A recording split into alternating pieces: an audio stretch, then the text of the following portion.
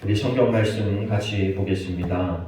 신약 성경 누가복음 4장 14절로 15절입니다. 신약 성경 93페이지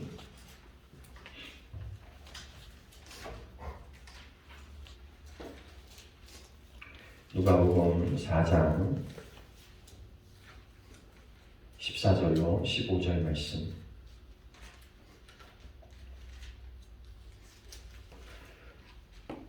제가 가진 성경으로는 신약 성경 93페이지입니다.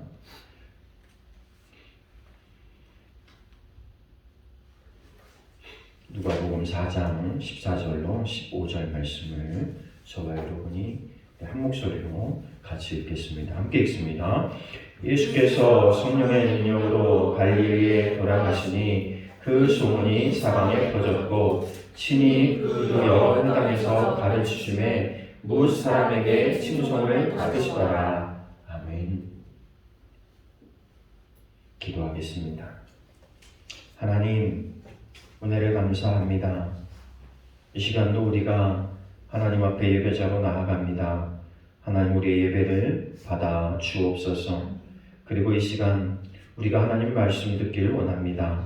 우리의 귀가 열려지게 하시고 하나님의 음성 가운데 우리에게 깨달은 바가 있게 하여 주시고 또 그 깨달은 것을 실천에 옮길 수 있는 은혜와 능력이 하나님 우리 가운데 있어질 수 있도록 인도해 주옵소서. 이 시간 온전히 성령께서 우리를 붙잡아 주시고 우리로 하여금 깨닫게 하여 주셔서 우리가 세상을 섬기며 우리의 가정을 섬기며 우리 아는 많은 사람들을 하나님께로 인도할 수 있는 거룩한 복음의 사람들이 되어질 수 있도록 인도해 주옵소서. 함께 하시길 원하며 예수님의 이름으로 기도하옵나이다. 아멘. 우리 함께 선포합니다. 잘 되고 있습니다. 잘 되고 있습니다. 더 잘 될 것입니다. 더 잘 될 것입니다. 기도하면 됩니다. 기도하면 됩니다. 믿으면 됩니다. 믿으면 됩니다. 예배하면 기적이 일어납니다. 예배하면 기적이 일어납니다. 네, 여러분 할 때마다 확신이 있어야 됩니다. 당연히 그렇게 될 것 같은 확신을 가지고 선포하는 거예요. 창조는 말씀을 통해서 됐잖아요. 그죠? 하나님께서 선포하심으로 창조가 이루어진 것처럼 오늘 우리가 우리의 입술로 선포하면 그것이 우리의 삶의 환경을 이끌어가게 되는 거죠. 그래서 여러분 잊지 말고 믿음으로 선포하셔서 사시길 바랍니다. 오늘은 우리가 섬김을 가르치라 라는 제목으로 함께 은혜를 나누려고 하는데요. 오늘 우리가 읽은 본문의 말씀은요, 예수님께서 회당에 모여서 가르치셨는데 그 가르치신 것이 도대체 뭘까? 그리고 예수님이 그 가르치심을 따라서 칭송을 받았다. 그런데 도대체 뭘 가르치고 어떻게 사셨기 때문에 칭찬을 받았을까? 한번 좀 생각해 보면서 그럼 우리는 어떻게 가르치고 어떻게 살아서 칭찬받는 사람이 될 것인가? 또 우리가 어떤 교회를 만들어서 칭찬받는 교회가 되게 할 것인가에 대한 생각을 한번 해보려고 합니다. 여러분 혹시 영화 중에 쉰들러 리스트라는 영화를 아십니까? 한때 유명한 영화였죠. 제가 아마 청년 때 개봉이 됐던 영화로 알고 있는데요. 이것은 이제 실화를 바탕으로 만들어진 영화였습니다. 독일 사람이었던 오스카 쉰들러는 세계 2차 대전 말기에 유대인 1000명의 생명을 구한 사람으로 유명합니다. 이 실제적인 이야기를 미국의 스필버그 감독이 쉰들러 리스트라는 영화로 만들어내서 전 세계적으로 선풍적 흥행을 이루었던 영화입니다. 독실한 신자였던 쉰들러는 죽음의 수용소라고 불리게 되는 독일의 치하의 아우슈비츠, 이 수용소에서 폴란드에 있는 독일군 무기 공장에서 일을 시킨다는 명목으로 유대인 1000명을 살려내게 됩니다. 쉰들러는 죽음의 위협을 무릅쓰고 유대인을 도왔습니다.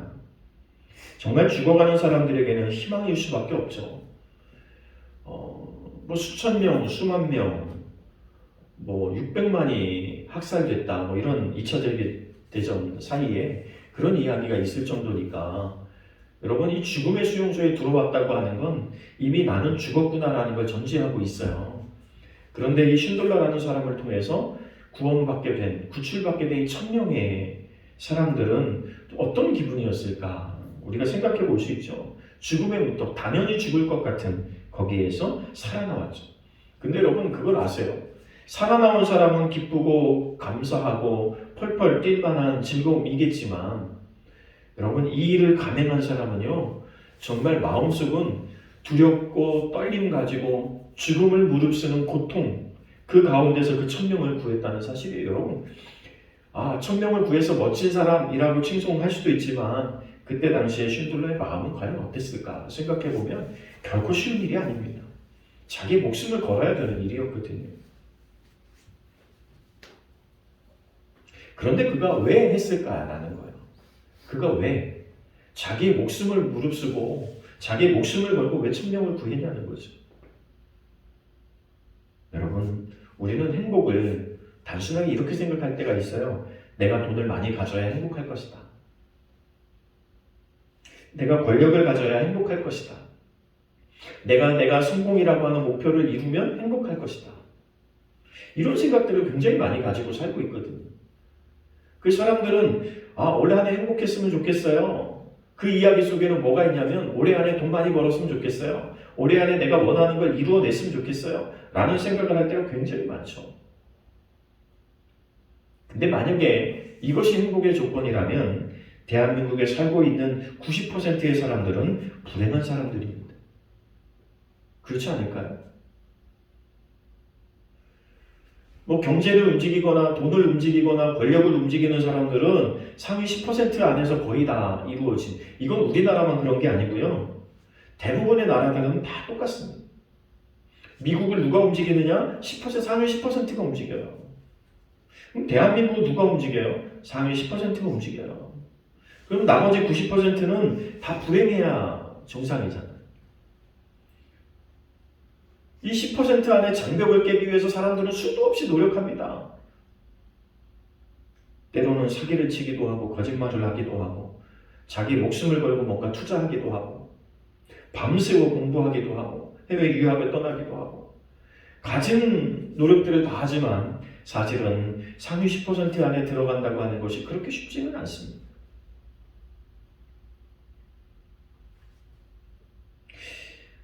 같은 이유라면 우리가 동남아 같은 데 가서 보면 우리가 필리핀을 가든 태국을 가든 늘 빠지지 않고 가는 것이 빈민가에 가거든요. 빈민가에 가가지고 그들을 구제하기도 하고 그들에게 음식을 해주기도 하고 그들에게 필요한 물품을 나눠주기도 하고 그러면서 복음을 전하고 이런 선교들을 합니다. 그러면 우리의 생각대로 우리가 가지고 있는 고정관념이나 생각대로 보면 그들은 늘 불행해야 되고 그들은 늘 울고 짜야 되고 그들은 늘 인상을 쓰고 있어야 돼요. 나는 불행한 사람이야 라는 생각을 가지고. 그런데 여러분 그 나라들의 행복지수는요 선진국보다 훨씬 더 높습니다. 행복지수로 세계를 평가한다면 오히려 못 사는 나라들이 훨씬 더 높습니다. 우리도 예전에 생각해보면 우리 예전에 어렸을 때를 생각해보면 가진 게 없어도 그죠? 동네 도로에 포장된 도로가 없어도 그냥 비 오면 진흙탕이 되고 모래바닥이 돼도 거기 안에서 친구들과 부르고 놀면서 씨름하면서 굉장히 행복했던 기억들이 있죠. 근데 요즘 아이들을 보면 어디 가서 구를 데도 없잖아요. 아니 모래판 자체가 없어요. 그죠? 요즘은 놀이터도 다 포장을 해버려요. 두꺼봐 흠집 죽게 새집 따고 이런 거 할 땅이 없어요. 그죠? 그런 걸 하고 놀 땅이 없어요. 오히려 우리가 잘 살게 됐는데 어떤 부분에서 행복지수는 굉장히 떨어져 있다는 거예요. 점점 이것은 떨어져 가요. 우리나라가 선진국이 됐다고 말하는데 선진국이 되면서 우리에게 선진국화 되면서 우리에게 오는 건 자살률 높아지는 거. 그것이 높아진다는 이유는 근거는 뭐냐면 행복지수는 그만큼 떨어지고 있다는 거예요.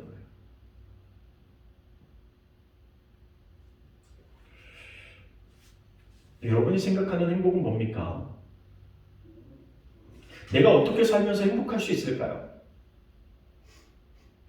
아니 예수님은 집 한 채도 없이 길거리를 떠돌다가 들에서 자고 주무시기도 하고 바닷가에서 주무시기도 하고 때로는 뭐 그냥 제자들 집에서 자기도 하고 때로는 사람들이 막 욕하는 죄인의 집이 세리의 집이라고 죄인의 집이라고 막 욕하는 집 가서 그런 집 가서 주무시기도 하고 편안하게.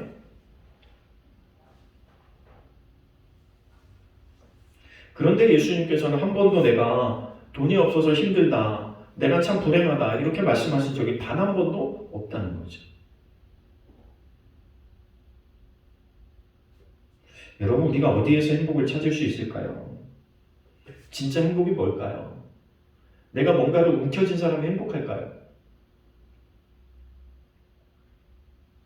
예전에 태국을 갔을 때 어떤 분이 가이드가 이런 얘기 하시더라고요.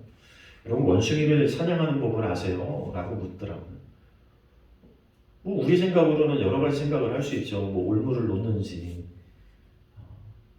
뭐 총을 쏴서 잡는지, 마취총을 쏘는지는 잘 모르겠지만 어떻게 잡는 줄 아세요? 굉장히 쉽습니다. 그래요. 그러면서 그 방법을 알려주는데 그게 그거예요. 이 유리병 안에 그냥 손이 들어갈 수 있는 유리병 안에 바나나도 넣어놓고 원숭이가 좋아하는 것들을 잔뜩 넣어놓으면 되는 거예요. 사탕을 넣어놓든지. 그리고 원숭이가 그것을 욕심을 부려가지고요. 손을 집어넣어서 그걸 움켜잡습니다. 사람 같으면 생각을 하겠죠. 하나씩 하나씩 빼낼 수 있는 비법도 있을 텐데 얘는 그냥 움켜져요.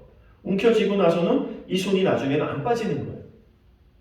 그런데 그러면 생각해 보세요. 사람들이 오거나 자기를 잡으러 오면 이거 놓고 도망가야 되잖아요. 근데 원숭이 욕심이 많아가지고요. 이거 결단코 놓지 않는데요. 그리고 거기서 막 빼서 도망가려고 하니까 도망을 못 가요. 그건 원숭이를 산채로 잡을 수 있다는 거예요. 자기가 죽을 줄 알면서도 두려움과 공포가 있음에도 불구하고 이걸 안 놓는 거예요. 이것만 놓으면 살 수 있는데. 다시 말하면 여러분, 우리가 살아가면서 뭔가 움켜쥐려는 마음이 가득할수록 우린 불행해져요. 왜냐하면 그게 없는 것이 화나거든요.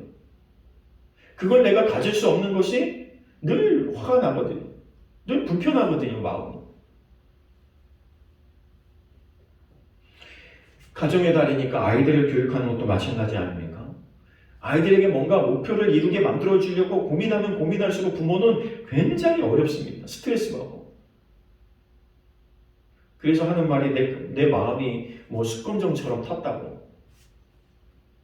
그런데 많은 전문가들은 뭐라고 말하고 있냐면 놓으라는 거예요.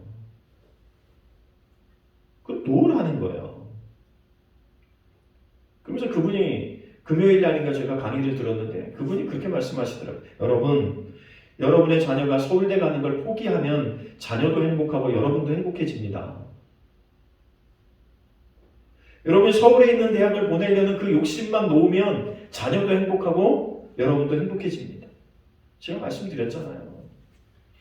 우리 아이들을 상위 10%라고 생각하지 말라는 거예요. 우리 아이들 각자의 수준이 있어요.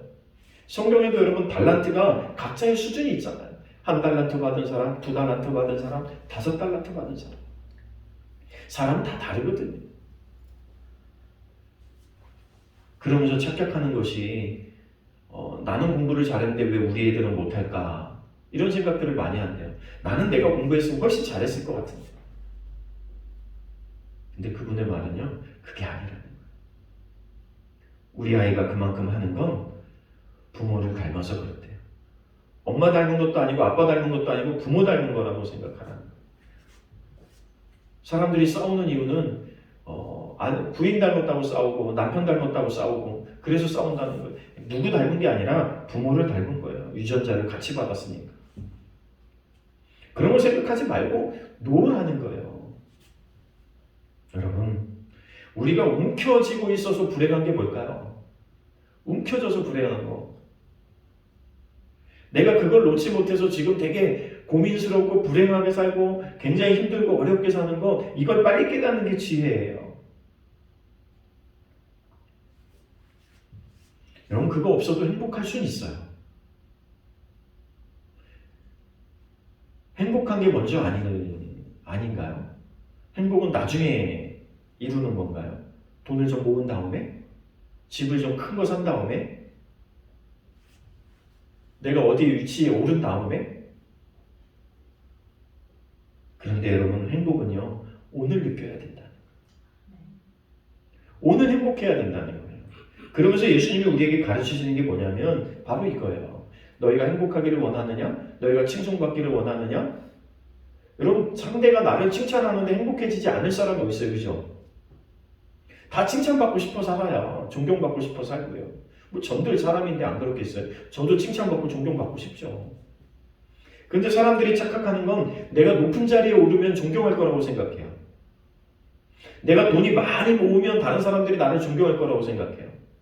그럼 그렇지 않아요. 우리나라를 이끌어왔던 많은 사람들을 보세요. 우리가 존경하는 많은 인물들을 보세요. 그들이 돈이 많았어요? 권력이 많았습니까?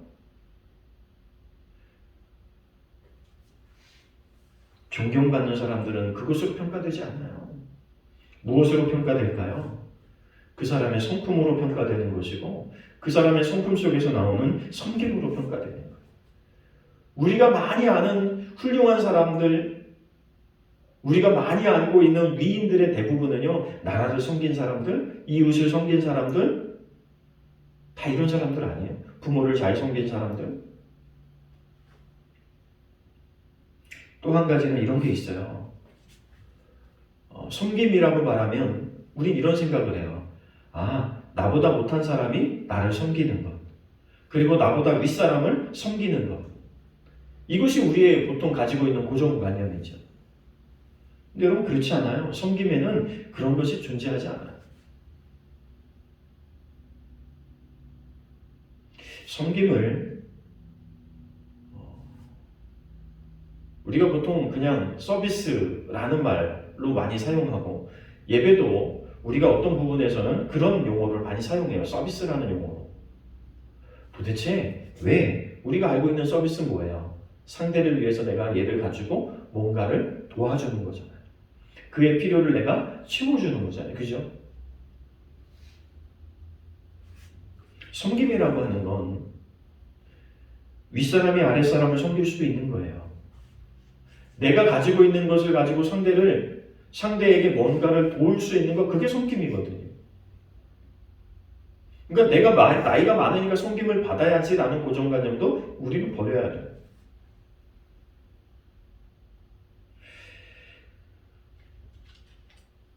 여러분이 진짜 행복하고 싶으시다면, 또 우리의 자녀들이 이 땅에서 행복하게 살기를 원한다면, 여러분, 우리가 가르쳐야 될 것이 있는데 그것이 바로 섬김을 가르쳐야 된다. 많은 사람들이요, 우리 인터뷰하는 영상들을 TV에서 많이 보잖아요. 뭐 의료 선교를 다니는 사람들, 뭐 고아원을 도우러 다니는 사람들, 뭐 해외 선교를 다니는 사람들, 뭐 이런 사람들을 도우러 다니는 사람들, 또 우리 매스컴에 보면 식사 한 끼를 매주 하루 한 끼를 대접하면서 뭐 노숙자들을 돕는 사람들, 여러분 이런 사람들 인터뷰할 때 무슨 말을 제일 많이 하냐면, 내가 그들을 섬김으로 오히려 내가 훨씬 더 행복감을 맛보고 있으니까, 내가 그분들 때문에 내가 더 행복해지니까 이것은 내가 더 좋아서 하는 일입니다 라고 인터뷰하는 경우가 훨씬 더 많다는 거예요. 여러분, 내가 무언가를 베풀었을 때 그 사람이 나를 통해서 뭔가 도움을 얻고 잘 되는 모습들을 보면 그게 행복한 거잖아요. 여러분, 우리가 자녀를 키우는 거 똑같지 않습니까? 내 자녀가, 내가 애쓰고 수고해갖고 내 자녀를 키웠는데 그 자녀가 잘 될 때 행복한 거 아니에요? 여러분, 목사가 제일 행복할 때가 언제일까요? 여러분을 위해서 열심히 기도합니다. 여러분을 위해서 말씀도 전하고 열심히 기도하는데 여러분이 이 땅에서 잘 된다고 하는 이야기를 들을 때 목사는 제일 행복하겠죠. 아, 우리 교회 성도들이 잘 되고 있구나.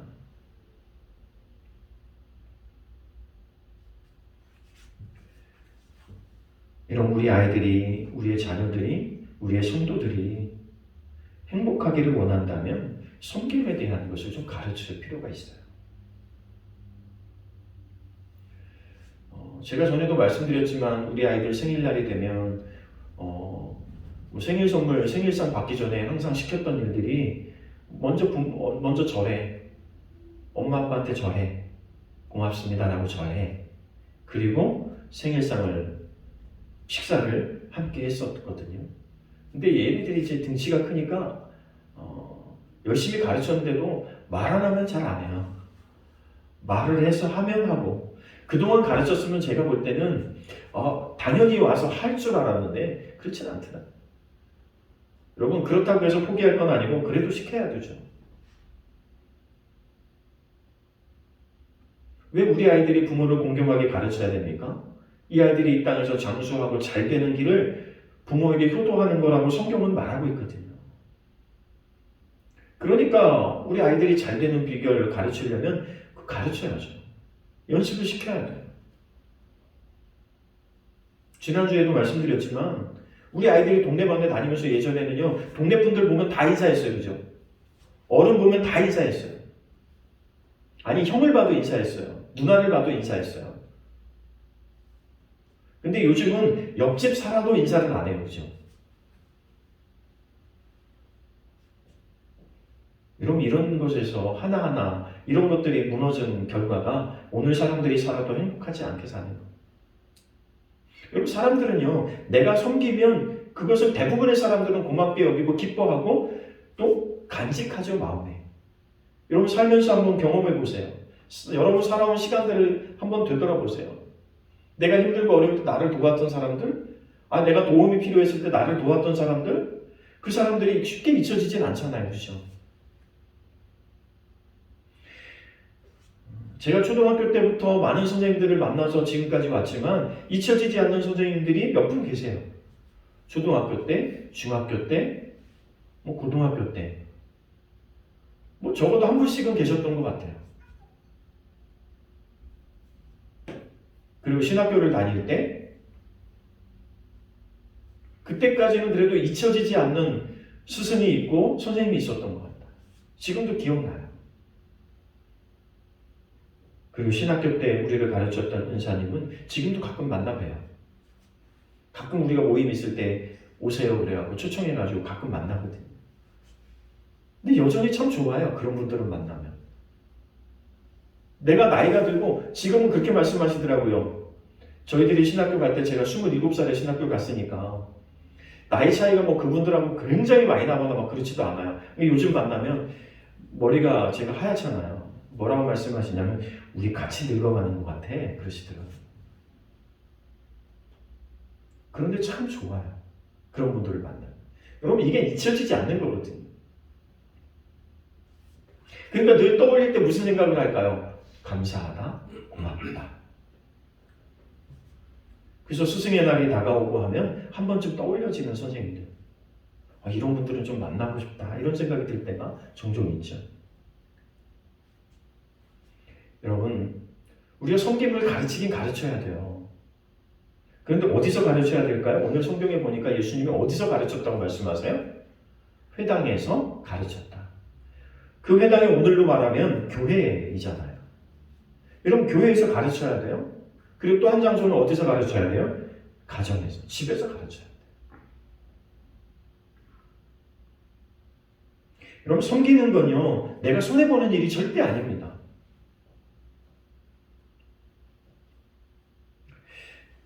우리는 이렇게 말해요. 세상을 섬기고 상대를 섬기고 다른 교회를 섬기고 할 때 내가 뭔가를 가지고 있어야 섬길 수 있다는 생각을 많이 하잖아요. 돈이 좀 있어야 그래도 섬기지 않겠어? 여러분, 이런 생각부터 우리는 번뜩하죠. 근데 여러분, 그렇지 않아요. 성경은 뭘 가르치라고 말씀하시냐면 내가 가지고 있는 것. 그럼 내가 가지고 상대를 섬길 수 있는 일이 뭘까요? 내가 가지고 있는 재능이 뭘까요? 달란트가 뭘까요? 그럼 이것도 섬기는 일에 사용할 수 있어요. 그렇지 않아요? 제가 목요일 저녁에 가끔 듣는 방송이 있는데요. 버금 아트라는 방송이 있는데요. 여기는 어떤 사람들이 모인 곳이냐면 음악을 전공한 사람들만 모여요. 그러니까 우리나라에서 어딘가에서는 선생님을 하고 있고 어딘가에서는 교수를 하고 있고 이런 분들 아니겠어요, 그죠? 전공자들만 모여요. 악기 파트도 전공자들, 노래 부르는 사람들도 전공자들만 모여요. 그러니까 이분들이 찬양을 하면 얼마나 멋있겠어요, 그죠? 다들 전공자들만 모여가지고 파트 찬양하라니까 저는 목요일마다 굉장히 감동에 젖을 때가 많아요. 1시간, 1시간 반 정도가 막 공연 같아요. 그들이 찬양하면서 예배를 드리거든요. 간증자들도 나와서 간증도 하고 또 자기가 이거 전공하고 자기가 어떻게 예수 믿게 됐는지를 간증도 하고 돌아가면서 궁극적으로 그들이 하고자 하는 게 뭐냐면 그거예요. 우리가 가지고 있는 재능이 이거잖아요. 그분들이 가지고 있는 재능이 음악이잖아요. 이것을 가지고 어떻게 세상을 섬길까? 어떻게 하나님을 섬기고 어떻게 세상을 섬길까? 그것을 고민하면서 모인 사람들인데요. 요즘은 뭐 개교에 초청하면 가서 공연도 하고 뭐 어제는 보니까 뭐 학교, 고등학교 채플 시간에 가서 공연도 하고 자기 시간을 투자해가지고 다니는 거예요. 여러분 생각해 보세요. 그 외국 유학까지 갔다 온 전공자들, 전문가들인데 이 사람들이요. 여러분 1시간 페이를 받고 나가면 얼마를 받아야 될까요? 몸값이 싼 사람들이 아니에요. 우리가 그분을 여기 1시간 세우려고 하면 만약에 세상의 잣대로 그분들을 여기 세우려고 하면 여러분 돈 몇 푼 가지고 어림도 없어요. 1시간에 와가지고 뭐 시간당 100만 원, 200만 원 주어도 쉽게 올 수 있는 사람들 그렇게 많지 않아요. 근데 그들이 온전히 뭐를 하냐면 섬기러 다니는 거예요.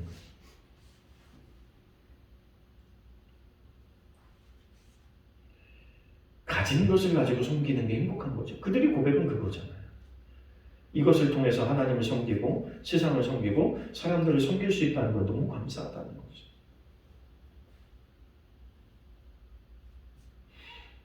여러분 의사로 간호사로 이런 사람들도 세계 의료봉사 다니는 사람들의 이야기도 많거든요.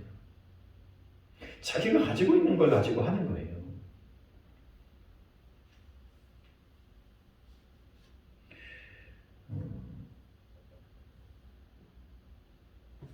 이런 것은 교회 사이즈도 상관없어요. 보니까 내가 할 수 있는 만큼 하는 거거든요. 1달란트 가졌으면 1달란트 가진 것 갖고 하는 거예요. 2달란트 가졌으면 2달란트 가지고 하는 거예요. 그러니까 작은 교회는 작은 교회대로, 큰 교회는 큰 교회대로 하는 거예요. 우리는 생각 속에 내가 가진 것이 없어서 상대를 섬길 수 없다고 생각할 때가 굉장히 많은데 사실은 우리는 세상을 섬길 만한 조건들을 다 가지고 있습니다. 이미. 그러니까 오늘부터 우리는 고민해야 될 건 이거예요. 내가 무엇으로 섬길 수 있을까?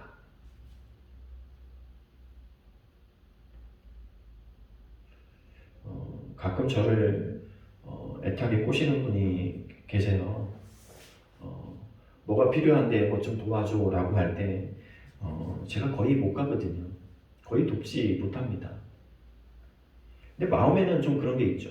근데 우리 지방에서 이제 뭐 어떤 교회에서 어떤 도움이 와서 내가 필요해 그러면 전화 오면 제가 돕죠. 그래서 뭐 얼마 전에도 교회 가서 한 교회 가서 강단 리모델링 지금도 그 목사님 너무 고마워요. 뭐 전화할 때마다 목소리가 달라졌어요. 예전엔 저랑 별로 안 친했거든요. 별로 거리감이 좀 있었어요. 근데 어느 순간에 그게 계기가 돼가지고 제가 가서 싹 인테리어를 해드렸거든요. 재료는 뭐 본인들이 다 알아서 해결하는 거지만 근데 지금은요 완전 목소리 자체가 달라요. 저한테 통화할 때 얼마나 그렇게 목소리가 기쁘고 반갑고 막 보고 싶은 사람한테 전화하는 것처럼 전화하는데 예전부터 그랬으면 우리 되게 친했을 거거든요.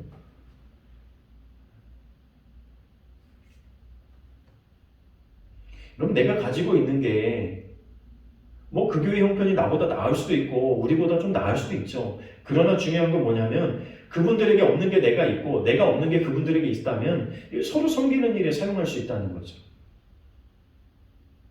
제가 왜 한때는 열심히 하다가 뚝 끊어버리고 몇 년 동안 전혀 안 했던 기간이 있는데 뭐 지방회가 됐든 뭐가 됐든 저 안 합니다 그랬었던 시간이 있거든요.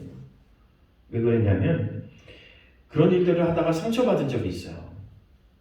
여러분 제가 돈 벌려고 그 일을 한 게 아니잖아요. 그죠? 우리 집사람이 알죠. 제가 돈 받고 가서 일하는 거 아니에요. 교회 가서 일하는데 제가 섬기러 가는데 절대 돈 안 받습니다. 많이 받아야 며칠 일해주고도 많이 받아야 밥 먹거나 아니면 좀 먼 분들은 이렇게 얘기하세요. 그래도 내가 기름값은 줘야지. 그래서 한 5만 원 주시는 경우는 있어요. 그렇지만 제가 돈 벌려고 일하는 건 아니죠. 여러분 5만 원 받고 이틀이고 3일이고 가서 일하겠습니까? 그런데 알지도 못하는 사람들이 오해를 해가지고 제가 뭐 교회를 상대로 돈 벌러 다닌다고 목회는 안 하고 돈 벌러 다닌다고 이렇게 소문을 낸 거예요. 그게 목사지만 굉장한 상처가 되더라고요. 하나님 이건 뭐죠? 그런데 시간이 지나면 진실은 다 밝혀지잖아요. 시간이 지나면 다 알게 되잖아요. 그렇게 말했던 사람이 자기를 도와달라고 할 때 저는 되게 웃기더라고요. 그런 날이 왔어요. 그렇게 말했던 사람들이 자기를 좀 도와달라고. 여러분, 우리가 누군가를 섬기자고 할 때 순수하게 섬기고 순수하게 했는데 때로는 오해를 받거나 때로는 어려운 일을 겪을 수도 있어요. 저 사람 왜 그러지 갑자기? 여러분 우리가 정치인들이 갑자기 나타나가지고 우리 위해서 뭐 해줄게 그러면 의심하잖아요. 또 선거 때가 온 건가? 그죠? 근데 여러분 목사에 대해서는 좀 안 그러면 좋겠다는 생각이. 목사도 의심을 받고 오해를 받아야 되나요? 어디 가서 선한 일을 하면? 여러분이 가서 갑자기 내가 오늘 말씀을 듣고 보니까 세상을 섬겨야 돼, 이웃을 섬겨야 돼, 내 사람을 섬겨야 돼, 가정을 섬겨야 돼, 막 이런 일을 가지고 갑자기 막 섬기려고 할 때 세상 사람들이 뭐라고 하고 가족들이 뭐라고, 엄마 왜 그래 갑자기? 그렇죠? 왜 그러는 거야 갑자기? 아빠 갑자기 왜 이래? 뭐 이럴 수도 있잖아요. 이웃도 그럴 수 있어. 평상시에 안 그러더니 왜 그래? 뭐 의도가 있어? 라고 생각할 수도 있잖아요. 그런데도 여러분 그래도 해야 된다. 그래도 섬기는 건 멈추지 말아야 된다. 섬기면 그 열매가 반드시 있죠. 여러분 우리를 하나님께서 왜 부르셨을까? 왜 우리가 예수 믿고 있을까? 우리가 왜 교회 다니고 있을까? 이것은 하나님께서 왜 우리를 교회로 부르셨을까? 이것의 이유는 분명합니다. 네가 있는 그곳에서 섬기는 거예요. 우리가 교회 공동체로 모였으면 서로를 섬기는 거예요. 이게 훈련의 장이거든요. 우리 안에서 섬겨내지 못하면 밖에서 절대 같이 섬길 수가 없어요. 우리의 가정에서 섬김이 없으면 다른 가정을 돌아볼 수가 없어요. 왜? 연습이 안 되고 어떻게 해야 될지 모르니까. 우리가 교회 안에서 훈련하고 연습하지 않으면 그 서로가 섬기는 거예요. 교회는 섬김의 공동체예요. 내가 가지고 있는 것 갖고 섬기는 거예요. 내 재능 가지고 섬기는 거예요. 나는 이런 재능이 있고 이것을 가졌으니까 내가 이 몫은 내가 할게. 이게 굉장히 자연스러운 거죠. 여러분, 우리가 믿음의 장소, 믿음의 공동체, 그것이 교회고 가정이잖아요. 우리는 그곳에서 연습 삼아서라도 섬김을 훈련해야 됩니다. 어느 날 갑자기 우리가 섬길 수 있는 일이 우리 가운데 땅 터져도 이걸 어떻게 해야 될지 몰라서 못할 경우도 굉장히 많아요. 근데 해보던 사람들은 늘 어때요? 손발이 착착착착 맞아요. 여러분 제가 뭔가를 해야 될 때 누구한테 제일 먼저 전화할까요? 저한테 손발이 제일 잘 맞는 사람한테 제일 먼저 전화하지 않겠어요? 예전에 어떤 분이 그런 일이 있었어요. 돈은 내가 낼게. 근데 이런 필요한 일이 있는데 이걸 좀 해줘. 근데 누굴 부르면 좋겠어? 그래서 제가 명단을 적어서 줬죠. 이 사람 불러주면 됩니다. 왜 그럴까요? 늘 같이 해봤기 때문에 잘 맞거든. 여러분 우리 교회 공동체라고 하는 건 뭘까요? 늘 같이 있고 늘 서로를 잘 알기 때문에 뭐 어떻게 해야 되는지를 서로 손발이 잘 맞아야죠. 그래야 우리가 뭔가를 섬길 수 있는 거예요. 세상에 이런 말이 있잖아요. 도둑질도 손발이 맞아요. 그죠? 근데 우리가 선한 일을 하자고 하는데 여전히 손발이 좀 맞아야 되지 않겠어요? 그러니까 한쪽에서는 이거 하자고 하는데 한쪽에서는 그거 안 된다고 말하면 못하는 거예요. 예수님 이 땅에 왜 오셨을까요? 예수님 분명하게 우리에게 이렇게 말씀하세요. 내가 섬김을 받으려 함이 아니고 내가 섬기려고 이 땅에 왔다는 거예요. 그게 예수님 말씀이에요. 인자에 온 것은 섬김을 받으려 함이 아니라 도리어 섬기려 하고 자기 목숨을 많은 사람의 대속물로 주려 합니다. 이 예수님의 행복은 내가 무언가를 줄 수 있는 것에서 행복감이 있었다는 거예요. 그러니까 예수님 길거리에서 자도 행복한 거예요. 나를 필요로 하는 사람들이 있으니까. 여러분, 오늘 우리가 행복한 건 나를 필요로 하는 사람들이 있다는 생각이 들 때 행복한 거예요. 그리고 성경은 또 이렇게 말합니다. 누구든지 크고자 하는 자는 너희를 섬기는 자가 되고 너희 중에 으뜸이 되고자 하는 자는 모든 사람의 종이 되어야 하리라. 종이라고 여기고 섬기라는 거예요. 내가 당신의 종입니다. 그런 개념으로 섬기라는 거예요. 그러면 그 사람이 큰 자가 된다. 천국에서 누가 큰 자냐? 어린아이와 같은 자가 큰 자라고 말씀하죠.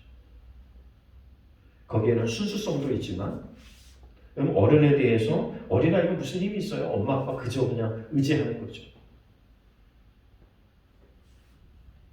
우리가 분명한 것은 교회는 섬김의 공동체라는 거예요. 여러분, 새로 사람들은 오해하는 경우가 있어요. 집사가 되고 권사가 되고 장로가 되고 목사가 되면 이게 계급인가요? 그건 전혀 아니라는 거죠. 어떤 교회는 그것을 본을 보이기 위해서 장로님들이 화장실 청소하고 주차장 정리하고 이런 교회들이 있거든요. 억지로 될까요, 그게?